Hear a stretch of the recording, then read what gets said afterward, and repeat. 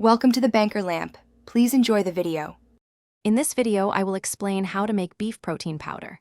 First, let's prepare our beef base.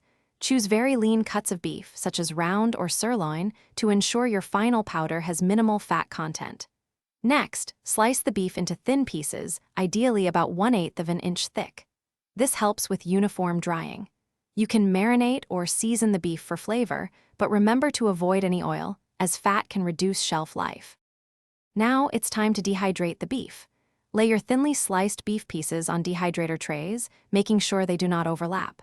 Set your dehydrator to 145 degrees Fahrenheit, which is about 63 degrees Celsius. Allow the beef to dry for several hours, typically between 8 and 12 hours, until it is completely brittle. It should snap cleanly when bent, indicating all moisture is removed.